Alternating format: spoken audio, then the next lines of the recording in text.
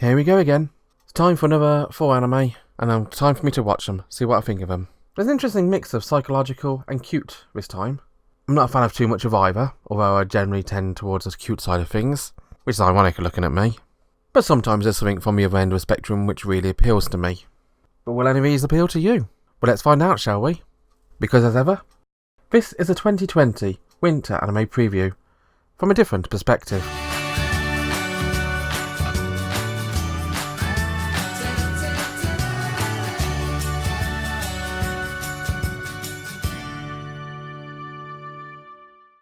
First off about today, we've got Id Invaded, a sort of psychological horror cop adventure show in a crazy Chunibyo world. Yeah, it's one of those ones where some madman wrote a story and somebody decided to pay him for it. I need to stop doing that. We're getting all the same shows repeated. Well, Id Invaded, or ID Invaded, or whatever you want to call it, is about a guy who is investigating crimes in the minds of the killers without knowing who To be honest, the actual premise actually made no sense to me whatsoever. And the start of the show makes even less sense as our main character guy wakes up in a weird, distorted world which is all split up. His body's all split up and he has to bring his body back together. Except he's missing a few pieces. He's missing his elbow, missing his wrists, and I've no idea exactly why. All I know is this guy in this weird, messed up world which wouldn't look out of place in a Madoka anime has to find out who the killer is. And he has superpowers like Rayman, so he can send his arm flying across the world to grab something, to bring it closer to him, to reconnect the world. I suppose they're going with the whole reconnect the missing pieces to find the clue to a puzzle. But it's a huge jigsaw puzzle, and this guy is a person solving it from the inside out. Meanwhile, you got a bunch of folks on the outside looking in at what he's doing, and trying to piece the pieces together and chase down a criminal in the real world. I have no idea how the hell this all works. It seems to be set in a modern world, but with this bizarre, super powerful genius computer doing something elsewhere. It was really hard to follow anime, and at the end of it, whilst we're getting an idea about how things work, they throw a curveball and show that one of the other main characters is potentially going to be killed as well. The cute girl. Of course she won't be, since she's the cute girl. But, yeah. I know for certain I'm not going to go back and watch this one. I mean, it's not as bad as Wiz was, because nothing can be as bad as Wiz was. But it's quite bad. It's hard to follow, the plot makes no real semblance of sense, and it's just a load of chuny bullcrap thrown at you in rapid succession to try and use the id or the psyche of your villain into trying to defeat the villain using a jigsaw puzzle to... yeah. If you do want to watch it, it's over on Funimation. Keep Your Hands Off Eizouken. Quite an interesting name of an anime, I must say. And quite an interesting anime as well. As the first thing which strikes you is it's very stylized. It's crazy and all over the place. It looks more like one of those early morning TV shows in Japan, more so than a late night anime. But we're introduced to our main character, Midori, a young girl who watches anime and it changes her life fully. She no longer wants to just go out and exploring and adventuring. She wants to write those adventures, to draw upon inspiration of everything around her, and bring that inspiration to life. She sees bizarre stories in mundane objects around her. Not the world around her is quite mundane, the world around her is mysterious and weird and wonderful. There's clock towers which nobody can see, there's water everywhere, and I think we see the world not from the way a normal person would see it, but also from her point of view. Because we see it as this weird, bizarre, wonderful, wacky world, but everybody else just sees it as just a normal place. Which it clearly isn't. We're also introduced to her best friend, Sayaka. Well, I say best friend, we don't know that for certain. She's the girl she hangs out with. They seem to like each other, seem to be good friends. But Sayaka isn't really too interested in much except profit, it seems.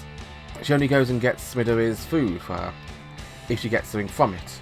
Which I suppose is a good way of doing a character. And there's a reward of going to watch the anime with her, since Midori, being a bit of a loner, doesn't really want to go watch an anime on her own in a school festival. She manages to talk Sayaka into doing it for the cost of some milk. Why milk? Why not? And they end up meeting another girl, Tsubame. Now Tsubame is an interesting one because We told straight off about which is a famous model, and obviously everybody in the school knows her. But it seems she secretly too is a bit of an anime fan, and she wants to watch this anime and join the anime club, but her family doesn't want her to be because she's a famous model and they want to get rich off her, clearly. And so they send in the Man in Black to try and chase her down, chase her away from the anime club, and keep tabs on what she's doing. Not really fair game if you ask me, but again, this is an anime, this is what happens. Now both Midori and Tsubame have got talents. We learned throughout the episode that they're both good at drawing. Midori is great at drawing the background art, the concept art, whereas Tsubame is terrible at drawing concept art, but draws brilliant characters. Together, they'll be able to produce a really, really interesting scenario, and to be honest, that's what I do for half the episode. They bring their drawings together and sort of like imaginary act out in their head sort of thing. A weird, bizarre, wacky world where they're being chased away in this robot plane, dragonfly, being chased by this big plane by bad guys, and magical, mystical, crazy, zany area. It's like being thrust in the face with ideas. Now where they're going to take this show, I've no idea. To me it feels like they're building up to be a very much weird, wacky combination of Shirobako with Genshiken. The characters are very much human, like Genshikens are. They're flawed, they're not perfect, they're not beautiful. But Shirobako is very much the opposite of that. Shirobako's characters, I mean, don't get me wrong, I love the characters, they're fun characters to watch, but they all seem a bit perfect to me. Although I'll change my mind the moment somebody announces a Gothic Lolita baseball anime. Keep Your Hands Off Eizouken is one of those anime which it could go in many different ways. I'm feeling this one is a promising one to watch, and I think people will watch it as well because it got this really bizarre way about it. This will be one anime to look at the end of the season to see whether or not it was any good or not. If you did want to watch this one's airing over at Crunchyroll. One of my favourite anime of 2018 was a series of camping anime, Laid Back Camp, or Eurocamp for a Japanese title. It was an anime about a bunch of girls who went out camping. And that's it. Now I've shown my love for cute girls doing cute things anime quite a lot, but Laid Back Camp was something different to that. It's more akin to the likes of Aria than it was to the likes of Kinmoza. It was about cute girls doing cute things, but there was sort of soft flow to it all. We had a premise and we had something to aim for. Even that thing was just getting warmed up in front of a campfire, eating marshmallows on sticks. It wasn't quite that way. Laid Back Camp was very much a comfy anime. Now Room Camp is a spin-off, and as quite often happens with things like this, it's a spin-off of shorts, little 3-minute episode chunks of distilled cuteness. But it's not sugar sweet cuteness, it's just laid back cuteness. And the reason why it's called Room Camp rather than Laid Back Camp is it's not so much based on Rin. In fact, in the first episode Rin isn't there. It's actually based on Nadeshiko, the other main character, a sort of goofy, airheaded one. And it's her adventures in the Outdoor Activities Club, that weird, bizarre corridor of a club room, with her and her two upperclassmen, Chiaki and Aoi. And with Nadeshiko being the lead of this one, rather than being all laid back and comfy and where do I go to camp today, it's more, this scenario is a bit weird, what if this happens? I mean, first episode, she imagines a bear chasing her into a club room, when she finds some tin tuna, and how to get rid of bears in the wild. Well, tin tuna is a really good weapon, because what you can do, you can open it up and throw it to a bear, so a bear's got something to distract it and eat, while you leg it. But of course, there are not going to be any bears in the club room, are there? Well, there are two club members, Chiaki and Aoi, who enter a room and get presented by a can of tuna in their face. Not chuck, just hand it to them. They eat it, and they just head out on a mysterious trail to go and learn about the town. Room Camp is going to be one of those shows which is not going to be for everyone. If you really watch Laid Back Camp and enjoyed it, like I did, I think I've got a calendar over there as well, then it's a no-brainer. Watch this. It's comfy, it's laid back, it's a bit funny, it's short, bite-sized. It's a perfect appetizer for season 2, which hopefully will come very soon. If you didn't watch Laid Back Camp, then go and watch that first, see whether or not you like it. I don't think people will hate it, but it might not be for everyone. People have different tastes in anime. And if you did want to watch Room Camp for yourself, it's airing over at Crunchyroll.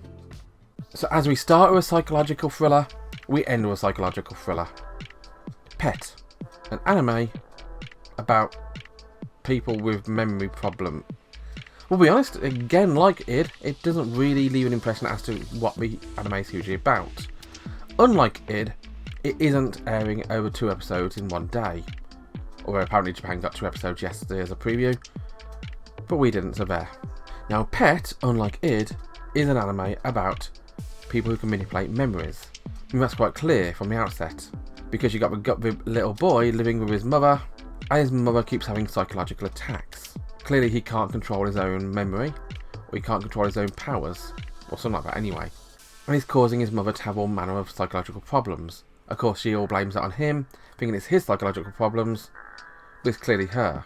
Thankfully that young lad is saved, and so we move on to a completely different part of the story which has nothing to do with that, apparently. It just comes back a bit later, we find out what's going on, kind of, but not hugely. Instead we're introduced to this guy working in a cafe bar come scuba diving place, with 2 lads just messing around in a courtyard, working for him. We don't know who that guy is, we don't know who the kids are, we don't know who the main character of the show is. We just know that there's a guy running a bar with 2 lads working for him. He seems to be having some problems, with somebody spying on him, or so we think. Apparently it's just some guy with some shady work for him to do, like drop off a car at a dockyard with the keys, for no reason. He eventually finds out that it's actually going to be his best friend who's going to be driving that car off a cliff. Willingly. Because he thinks he's going to fly. Yeah. This is an anime about people who are able to manipulate people's memories to make them to do stuff and sort of cover themselves up a bit. It's a bit hard to follow like the first one, like id. But the main guy, once he learns that his friend's being controlled like that, is very paranoid. And of course he's got right to be. One thing he doesn't realise is the 2 lads who work for him are actually the ones out to get him. And they completely and utterly mess with his memory, and they've got him. The end of the show, he's not dead, he's still living, alive. He seems to have gotten everything about it. And that's the freaky thing about it, because what have they done to him? What was his secret? Why on earth did they change his memory? What are they doing there? Why on earth did he had visions of them licking each other? Yeah, that really happened. I didn't just dream that, right? Now, Pet is an anime which, if you like psychological shows, you may like this one. The same goes for id, really. If you like psychological horror or cop shows, something like that, then give it a try. It's not really for me, though. If you did want to watch Pet, you can find it airing over Amazon Video. Well, today was a very polarising day, wasn't it? There were 2 shows I loved, and 2 shows I really didn't. And as I said at the start, I generally tended towards the cuter side of things. No surprise there then. But were you surprised? What do you think of these shows? Let me know in the comments. And join me next time and look at another 4 more shows. So until then, thanks for watching and bye bye.